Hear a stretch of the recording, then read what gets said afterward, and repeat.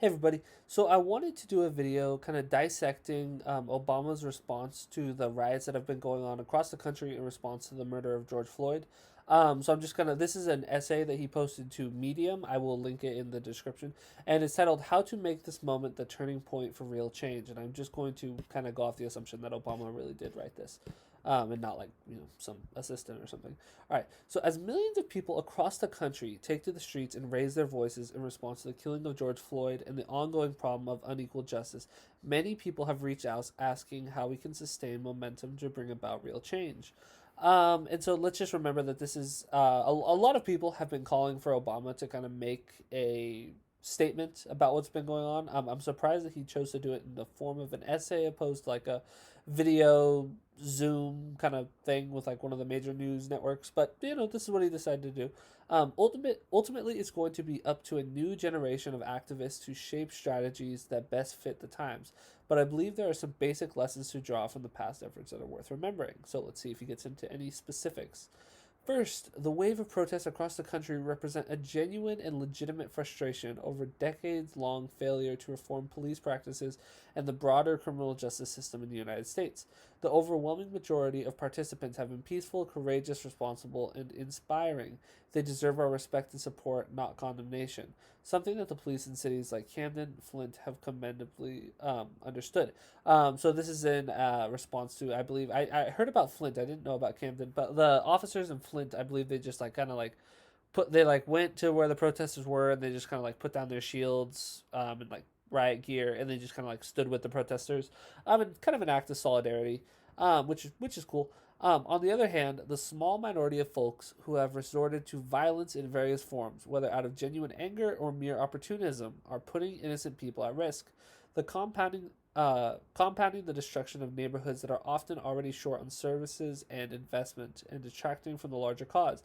I saw an elderly black woman being interviewed today in tears because the only grocery store in her neighborhood had been trashed. If history is any guide, that store may take years to come back. So let's not excuse violence or rationalize it or participate in it. If we want our criminal justice system and American society at large to operate at a higher ethical code, then we have to model that code ourselves. I actually really agree with this. I think that it is, like, he makes a good point that the majority of these protests are peaceful. There are some bad apples within this that are really kind of really hurting the cause. There are people that are just doing blatant vandalism, looting, violence. I mean, I've seen some awful videos of people getting kind of beat up. Um, Not good. This is not good, and it sets the whole cause back. And I've also seen tons of videos of like you'll have like Black Lives Matter protests, or yeah, Black Lives Matter protesters like standing in front of stores and like telling people not to loot, like please don't loot, like this is hurting us. And so it's so unfortunate, and that's one of my kind of biggest criticism of these riots is that there isn't this like overarching message. There is like obviously people, everyone has established that there's a problem, but like not enough people are saying what the solution is. And this is where you hope that Obama gives kind of a concrete solution. So let's go on.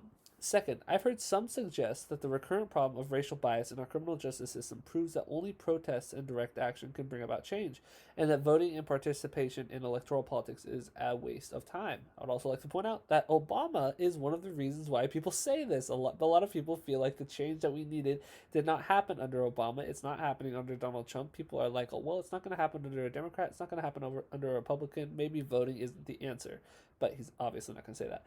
I couldn't disagree more. The point of protest is to raise public awareness, to put a spotlight on injustice, and to make the powers that be uncomfortable. In fact, throughout American history, it's often only been in response to protests and civil disobedience that the political system has even paid attention to marginalized communities. But eventually, aspirations have to be translated into specific laws. This is true, and institutional practices. And in a democracy, that only happens when we elect government officials who are responsive to our demands. Let the record show Obama is not one of those elected officials. Moreover, it is important for us to understand which levels of government have the biggest impact on our criminal justice system and police practices. When we think about politics, a lot of focus is on the presidency and the federal government.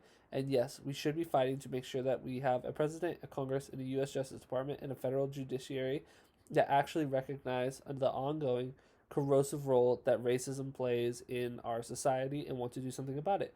But the elected officials who matter most in reforming police departments and the criminal justice system work at the state and local levels. This is actually really true and really important. And I feel like a lot of times this is like super common. People put so much emphasis on the presidency, and they'll completely gloss over Congress, and then and then they completely gloss over their local officials. And like he's right. This things, a lot of this stuff is what is handled at the local level, making who's your mayor, who's your local state reps or whatever. Um, it makes that really really important, and so I actually really appreciate him bringing this up. It does obviously kind of absolve him of a little bit of the blame, because you would like to see the president kind of being like a thought leader when it comes to this and really arguing for these big bold changes. This is not exactly what he did as president, but he's not incorrect in saying that we do need to focus on like how do we translate this, like these protests, into specific policies, and like where are they implemented. And he is not incorrect that they do happen at the local level. All right. It's mayor and county executives that appoint most police chiefs and negotiate collective bargaining agreements with police unions. It's district attorneys and state attorneys that decide whether or not to investigate and ultimately charge those involved in police misconduct.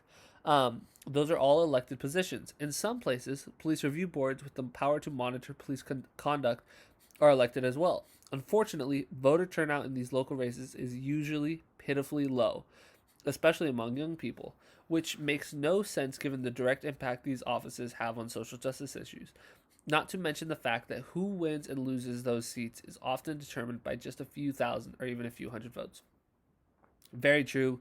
Turnout in local races, so low. I mean, some of these races are just like prime for the picking. If you are a strong progressive candidate, jump into these local races. Like they really such low turnout, and if you can get movement, and people behind you, you can shake a lot of things up. So the bottom line is this: if we want to bring about real change, then the choice isn't between protests and politics. We have to do both. We have to mobilize to raise awareness, and we have to organize and cast our ballots to make sure that we elect candidates who will act on reform. Sorry about that.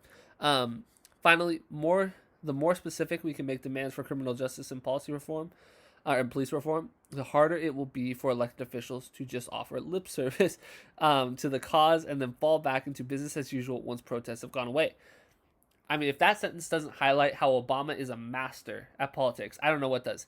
He literally just described himself, but called out one of the biggest problems in politics. He is like all the time giving so much lip service to progressive ideas and like talking about like how much like he's so progressive with his rhetoric so often. But I mean, he literally did not deliver in terms of actual policy when he was president. So I just find it so ironic that he would say that. But also not incorrect that is important, that we do need to be specific in our demands, and we do need to elect leaders that will actually make these changes that will deliver. The content of that reform agenda will be different for various communities. A big city may need one set of reforms, a rural community may need another. Some agencies will require wholesale rehabilitation, and others should make minor improvements. Every law enforcement agency should have clear policies, including an independent body that conducts investigations of alleged misconduct. Tailoring reforms for each community will require local activists and organizations to do their research and educate fellow citizens in their community on what strategies work best. But as a starting point, here's a report and toolkit developed by the Leadership Conference on Civil and Human Rights based on the work of the Task Force on the 21st Century Policing that I formed when I was in the White House. Checked out this toolkit. It does have some good stuff. It has some good policy recommendations. I would just say I wish it was like a link to another website, just because that is going to like limit the number of people that go to it. Like not everybody's going to click on the link. I would have liked to see it like more outlined in what he had to say. Let's see. And if you're interested in taking concrete action, we've also created a dedicated site at the Obama Foundation to aggregate and direct you to useful resources and organizations who have been fighting the good fight at the local and national levels for years. I recognize that these past few months have been hard and dispiriting, that the fear, sorrow, and uncertainty and hardship of a pandemic have been so compounded by tragic reminders that prejudice and inequality still shape so much of American life. But watching the heightened activism of young people in recent weeks of every race and every station makes me hopeful. If going forward we can channel our justifiable anger into peaceful, sustained, and effective action, then this moment can be a real turning point in our nation's long journey to live up to our highest ideals. Let's get to work. Um, so I don't like. I mean, this obviously isn't the worst response in the world. I mean, if you compare it to like Donald Trump's response, I mean, it blows it out of the water. But Donald Trump should not be the bar. I would have preferred some really just like almost just like bullet points. Like this is what we need. We need to demilitarize the police. We need to end for-profit policing. We need to end broken window policing. We need retraining police officers in terms of de-escalation. I would just a list of the things that we need to do. Body cameras on a national scale. Every single police officer should have body cameras at all time. Um, Stuff like that. I wish that he would just like say it, just be specific. And he takes this kind of approach that like, oh, it's going to be different everywhere. And like, I mean, that is true. Different communities do have different needs, but I mean, I would appreciate some real leadership in the messaging. Um, and that just isn't really the where he's trying to fill. That's not the hole that he's trying to fill. Um, and that's never really been the hole that he's been trying to fill. He has always been more of a rhetorical kind of master, where he says stuff that sounds good while actually saying very little. Um, but overall, I mean, this is a decent response. I mean, it's right on par with the rest of what Obama has to say. I do appreciate that he called out the violence. I'm not a big fan of the violence at these protests. I get that that's not what's happening at large, but it should be called out, and it should be we should acknowledge that it is wrong. But overall, this wasn't bad. This was not bad by any means. Obviously, I think Obama could have done better. His real time to make a big difference would have been while he was president. I just don't think that he delivered, especially in this area while he was president. There he did do some minor reforms in terms of like Missouri and Ferguson. While he was president, a lot of those reforms have been rolled back. So like, he just didn't push for like the real systematic change that we actually need.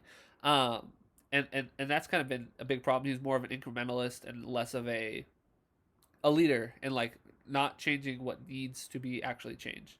But overall, I enjoyed going through this. I hope you guys enjoyed this video. If you guys disagreed with anything I said, please leave a comment down below. But if you enjoyed the video, make sure to like and subscribe, and have a great day.